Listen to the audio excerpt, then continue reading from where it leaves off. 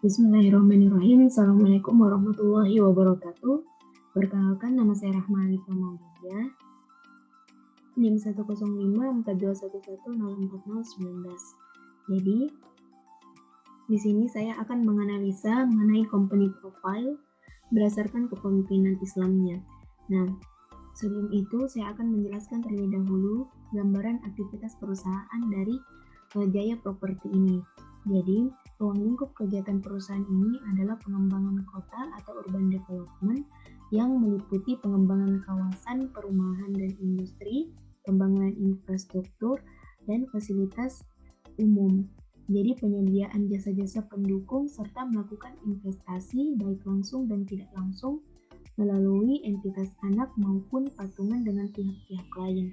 Nah, saat ini kegiatan utama perusahaan ini adalah pembangunan perumahan di daerah Jakarta Selatan dan Tangerang, serta pengelolaan usaha properti.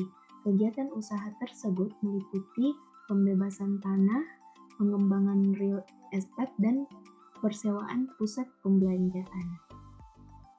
Jadi di sini yang pertama saya akan menjelaskan dari pemimpinnya. Nah, dalam perusahaan ini dipimpin oleh Dewan Komisaris Utama yaitu Chandra Ciputra.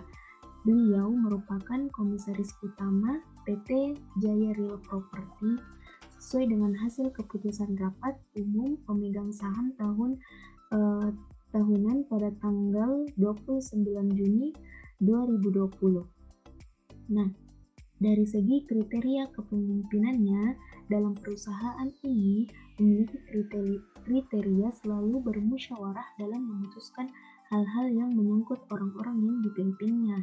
Nah, hal ini dibuktikan oleh dalam panduan Dewan Komisaris dan Direksi bahwa pengambilan keputusan rapat Dewan Komisaris itu harus diambil berdasarkan musyawarah untuk mufakat.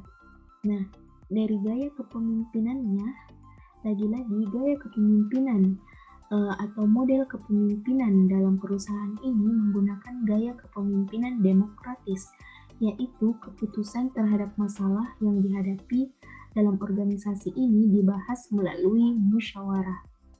Nah, jadi perusahaan ini kita dapat lihat dari ketiga poin di atas bahwa perusahaan Jaya Properti juga termasuk dalam perusahaan dengan model kepemimpinan Islam. Mengapa? Karena dari kriteria dan gaya kepemimpinan yang tadi saya sudah sebutkan, yang digunakan itu adalah musyawarah, sehingga semua orang mendapatkan kesempatan untuk memberikan masukan. Jadi pemimpin berperan mengatur jalannya musyawarah dan ia tidak berhak memutuskan sendiri. Nah, segala keputusannya itu diambil secara musyawarah mufakat atau paling tidak dengan suara terbanyak. Nah, gaya kepemimpinan ini dibangun dengan semangat kebersamaan, persamaan, dan egalitarian. Jadi gaya kepemimpinan ini diinspirasi oleh petunjuk Allah dalam Al-Quran Surah Al-Imran ayat 159 yang artinya, dan bermusyawarahlah dengan mereka dalam urusan itu. Mungkin cukup sekian dalam menganalisa company profile dalam perusahaan Jaya Property. Bismillah, langsung saja. Pertama, saya ingin menjelaskan arti dari kepemimpinan, di mana cara seorang pemimpin untuk mempengaruhi perilaku bawahan agar mau bekerja sama dan bekerja secara produktif untuk mencapai tujuan organisasi. Untuk kriteria kepemimpinan, ada orang yang dikenal dan orang yang melayani dan bukan minta dilayani, mampu menampung aspirasi dan selalu bermusyawarah. Untuk gaya kepemimpinan berbaur dengan bawahan, di mana pemimpin setiap saat siap melayani orang-orang yang dipimpinnya. Kepemimpinan demokratis di mana sering melakukan musyawarah. Kepemimpinan otoritarian di mana pemimpin lebih dominan mengambil keputusan dan bahkan bawahan sering sama sekali tidak dilibatkan. Untuk kepemimpinan laissez-faire di mana memberikan kebebasan kepada orang-orang yang dipimpin untuk mengambil keputusan. Kepemimpinan partisipatoris, gaya kepemimpinan yang melibatkan orang-orang yang dipimpinnya dalam setiap aktivitas organisasi.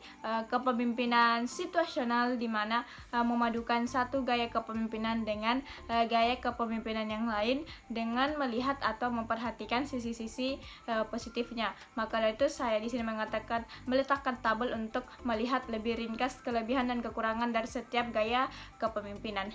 Langsung saja berdasarkan dari Jurnal Manajemen Tools Volume 11 nomor 2 Desember 2019, kepemimpinan PT Kimia Farma masuk dalam kategori baik yang didapat dari berbagai sumber. Artinya sebagian besar menilai kepemimpinan dari perseroan ini mampu memberikan instruksi kepada karyawan secara jelas, mampu juga menjalin komunikasi antara pimpinan dengan atasan, pimpinan sesama pimpinan, dan pimpinan dengan karyawan, mampu juga mengendalikan karyawan dengan tepat dan mampu memberikan motivasi kerja kepada karyawan dan mampu memberikan teguran yang tepat kepada karyawan yang melakukan kesalahan saat melakukan kerja. Jadi di sini kepemimpinan PT Kimia Farma atau gaya kepemimpinannya itu masuk dalam berbaur dan demokratis. Untuk peningkatan sumber daya manusia, Kimia Farma sangat menyadari SDM memegang peran penting dalam memastikan kelangsungan usaha perseroan ini. Maka di situ ada yang disebut dengan divisi Human Capital, di mana pengelolaan dan pengembangan SDM Kimia Farma menjadi tanggung jawab divisi ini. Salah satu upaya yang dilakukan adalah dengan memformulasikan KPI dan target kinerja sebagai dasar untuk pengukuran kinerja karyawan serta reward and punishment. Selain itu, perusahaan juga kadang menyelenggarakan diklat yang bertujuan pertama untuk membentuk karyawan menjadi manusia yang profesional, mengembangkan kompetensi, inovasi, kerjasama, kreativitas, dan disiplin karyawan, dan menumbuhkan dan mengembangkan suasana. Untuk kepemimpinan Islam dari company, di sini saya mengatakan bahwa perseroan ini masuk dalam kepemimpinan Islam, di mana setelah saya menonton video yang dikirimkan, saya dapat menyimpulkan bahwa pemimpin sejati ialah orang yang besar pengorbanannya, paling besar tanggung jawabnya, memahami betul bahwa visi hidup kita sebagai hamba Allah dan visi hidup kita sebagai manusia di antara banyak manusia, dan kita juga harus tahu visi dan jalan menuju dari visi tersebut. Nah, di sini setelah dari hal yang ada saya baca bahwa para pemegang saham seperti melakukan musyawarah untuk menyetujui atau menyepakati ditetapkannya direktur utama. Jadi setelah direktur utama ditetapkan Bapak Ferdi, maka Bapak Ferdi pasti mencari bahwa ia akan memegang tanggung jawab yang besar terhadap perusahaan yang ini, dan perusahaan PT Kimia Farma ini tetap juga melakukan musyawarah seperti yang saya katakan sebelumnya,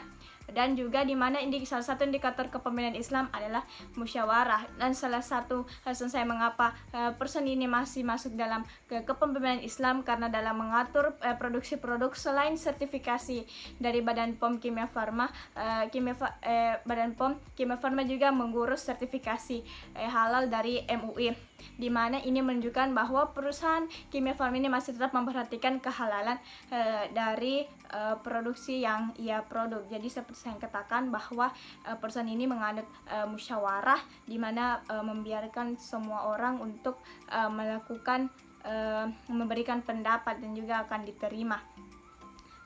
Hanya itu yang bisa saya sampaikan, kurang dan lebihnya mohon dimaafkan. Wabillahi taufiq wal hidayah. Wassalamualaikum warahmatullahi wabarakatuh. Bismillahirrahmanirrahim. Assalamualaikum warahmatullahi wabarakatuh. Jadi saya Akhiri Ramadhani. Di sini saya akan menjelaskan sedikit mengenai kinerja dari PT JPFA, khususnya di bidang pengembangan sumber daya manusia. Nah, jadi seperti yang kita ketahui bahwa salah satu indikasi dari majunya suatu perusahaan itu adalah tergantung dengan bagaimana cara mereka melakukan pengembangan terhadap sumber daya manusia mereka.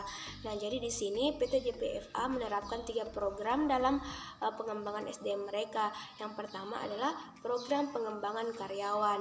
Jadi perseroan, dalam hal ini perseroan mengadakan program-program pelatihan dan pengembangan karyawan. Tujuannya adalah untuk meningkatkan pengetahuan, keterampilan dan mentalitas dari karyawan-karyawan. Nah, pada program IRIM ini mereka memegang 3 pilar, yaitu kreativitas dan produktivitas, kemudian mentalitas dan profesi. Perseroan juga memberikan hak yang sama kepada semua karyawan untuk mengikuti pelatihan-pelatihan sesuai kebutuhan mereka. Nah, kemudian yang kedua adalah pengembangan karir. Nah, di sini perseroan memberikan kesempatan yang sebesar-besarnya kepada semua karyawan untuk melakukan perencanaan pengembangan karir. Di sini juga perseroan melihat bagaimana perkembangan kompetensi dari sumber daya manusia dan juga melakukan penilaian terhadap kinerja-kinerja mereka dengan cara promosi jabatan sebagai penghargaan dan pengembangan karir. Nah, kemudian yang ketiga adalah kesehatan dan program perlindungan karyawan. Nah, dari tiga program ini bisa disimpulkan bahwa perusahaan ini memegang prinsip kepemimpinan participation, yang mana seluruh karyawan terlibat dalam program ini. Adapun aspek kepemimpinan syariah dari perusahaan JPFA ini, menurut saya mereka telah menerapkan beberapa poin-poin kepemimpinan syariah, diantaranya menghargai waktu dan disiplin, kemudian bertanggung jawab. Mereka mampu mempertanggungjawabkan kinerja mereka dengan transparan. Kemudian istiqomah.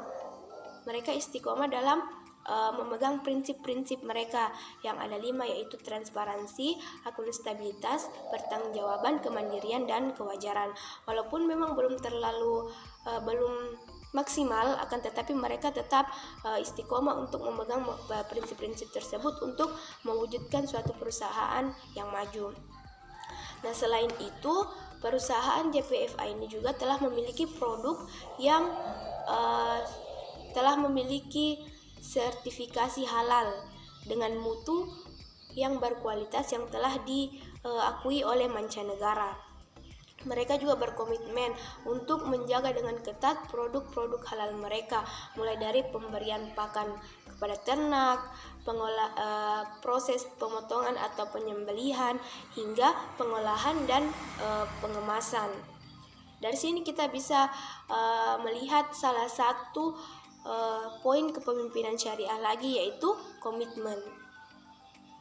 Nah, jadi dalam kesimpulannya, dalam hal ini kita bisa melihat juga bahwa perusahaan JPFA ini selain mereka menjunjung tinggi dari mutu dan kualitas produk mereka, mereka juga tidak melupakan kehalalan dari produk-produk mereka.